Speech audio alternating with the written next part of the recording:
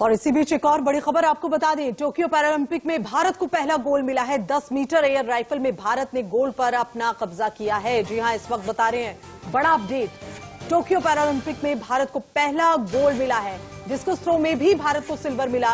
योगेश कथुनिया ने भारत को सिल्वर दिलाया। लेकिन फिलहाल इस वक्त बात कर रहे हैं, आज भारत ने 4 मेडल अपने नाम किए हैं। आपको बता दें, जिसमें 1 गोल्ड, 2 सिल्वर और 1 कांस्य है।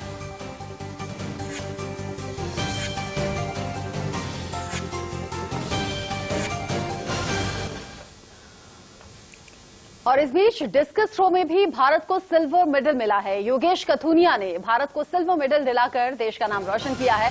पैरालंपिक में अभी तक भारत को 5 मेडल मिल गए हैं। शानदार प्रदर्शन पैरालंपिक में किया गया है भारत की तरफ से। योगेश कथुनिया, जिन्होंने सिल्वर मेडल अपने नाम किया, अवनी गोल्ड मेडल जीत चुकी हैं। ऐसे में अब तक शानदार प्रदर्शन के चलते भारत को अब तक 5 मेडल मिल चुके हैं।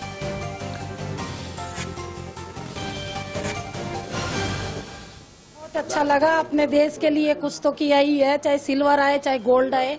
मेरे लिए ये गोल्ड ही है। संघर्ष तो देखो काफी किया है। मान लो 2006 में जब इसको पैरालाइज हुआ तो हर जगह पे हम लेके गए, जिसने जहाँ भी बताया वहाँ पे हम लेके गए। 3 साल तक ये व्हील चेयर पे भी रहा है। हालांकि सब मतलब सोचते, मेरे दिल में यूं लगता था कि सब मतलब अपने बच्चे के लिए सब कुछ खेलने के लिए लाते हैं, और मैं अपने बच्चे को व्हील चेयर दे रही हूँ। मतलब बहुत ही बात का दुख लगता था, लेकिन आज उसको इस जगह पे देख के मैं सब कुछ भूल चुकी हूँ। वो अपने पैरों पे खड़ा है और बहुत मेहनत कर रहा है, और आज मेरी खुशी का ठिकाना नहीं है। आपको पैरालंपिक से देश का सीना चौड़ा कर देने वाले 2 तस्वीरें हम आप दिखा रहे हैं। देश को गौरव महसूस करने वाली ये तस्वीरें हैं। एक तरफ अवनी है, जिन्होंने 10 मीटर एयर राइफल में सोने पर निशाना लगाया और गोल्ड मेडल अपने नाम किया। साथ ही साथ दूसरी तरफ है भारत के योगेश, जिन्होंने डिस्कस थ्रो में सिल्वर मेडल जीता है, भारत का मान बढ़ाया है। और योगेश की माताजी को सुना आपने, किस तरीके से गर्व महसूस कर रही हैं। ये सिर्फ परिवार वालों के लिए गर्व महसूस करने का वक्त नहीं, बल्कि पूरा देश इस शानदार प्रदर्शन पर वाहवाही भी कर रहा है और गर्व भी महसूस कर रहा है। Digital sports editor Manoj Joshi इस वक्त जुड़ गए हमारे साथ। मनोज, इस तरह की उम्मीद तो चर्चाओं में चल रही थी कि भारत शानदार प्रदर्शन करेगा, लेकिन आपको उम्मीद थी कि इस तरीके से एक के बाद एक मेडल नाम करेंगे? गोल्ड भी आ गया, सिल्वर भी आ गया। देखिए, अभी तक रचना जितना भी परफॉर्मेंस भारत का रहा है, रियो ओलंपिक में जिस तरह से देवेंद्र झाझड़िया ने स्वर्ण पदक जीता था, उसके बाद से उम्मीदें जरूर जगी थी, क्योंकि एक कोई स्वर्ण पदक जीत जाता है तो उससे पूरे देश में एक माहौल सा बन जाता है। और अगर यहाँ अवनी का हम परफॉर्मेंस देखें, अवनी जो कि जयपुर से ताल्लुक रखती हैं, वहां की जो शूटिंग रेंज है जगपुरा, वहां पर वो रेगुलर प्रैक्टिस करती थी।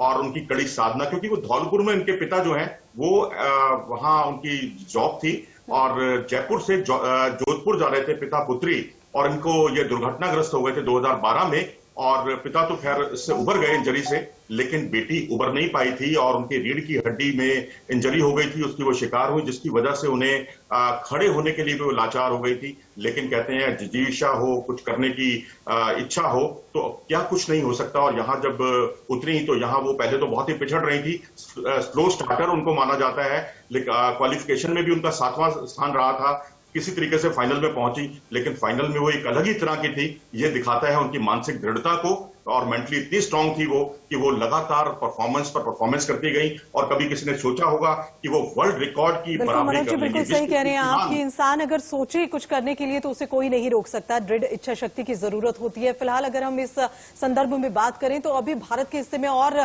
क्या मेडल कितने बाकी हैं, क्या अंदाजा लगाया जाए अभी भारत के लिए और कितनी कामयाबी? देखिए, जेवलिन के अंदर आपने देखा कि रियो ओलंपिक में नीरज चोपड़ा ने स्वर्ण पदक हासिल किया था, और उसके बाद एक देश में क्रांति सी आ गई और काफी लोगों ने इस खेल को अपनाया, जो जानते भी नहीं थे कि भाला फेंक की स्पर्धा आखिरकार होती क्या है। लेकिन यहाँ पर 3 प्रतियोगियों ने भाग लिया जेवलिन थ्रो में, और जिस तरह से पहले वहां पर भी भारत को एक अच्छी खासी उम्मीद है। और योगेश कथुनिया, जिन्होंने 44.38 मीटर का प्रदर्शन किया है, बहुत ही शानदार प्रदर्शन, सीजन बेस्ट है। इस सीजन में ऐसा उन्होंने प्रदर्शन नहीं किया है इससे पहले। और दुबई में 2019 में जिस तरह से पैरा एथलेटिक चैंपियनशिप में उन्होंने तीसरा स्थान हासिल किया था और टोक्यो का टिकट पक्का किया था, तब से उनसे तो काफी उम्मीदें जगने लगी थी। और क्योंकि उन्होंने अपने प्रदर्शन को फर्श से अर्श तक पहुंचाया है, ये अपने आप में काबिले तारीफ है। और इनकी मां ने का बहुत बड़ा योगदान है। फिजियोथेरेपी का उन्होंने कोर्स किया, सीखा अपने बेटे की खातिर और बेटे को खड़े होने लायक बनाया। तो मां का बहुत बड़ा योगदान, और पूरे परिवार ने मिलकर जो है इस होनहार खिलाड़ी को, योगेश कथुनिया को ओलंपिक पैरालंपिक के दहलीज तक पहुंचाया। और इस खिलाड़ी ने भी अपनी कड़ी मेहनत से यहाँ पर पदक जीतकर देश का किसी भी नाम खिलाड़ी की जीत के पीछे सबसे पहले जो योगदान होता है वो परिवार का ही होता है, परिवार का ही सपोर्ट होता है। और सही कहा आपने कि नीरज चोपड़ा की जीत के बाद खिलाड़ियों में एक अलग सा जोश और जुनून है जो मैदान पर उनके प्रदर्शन के तौर पर दिखाई भी दे रहा है। आप रहिएगा मनोज हमारे साथ, आगे भी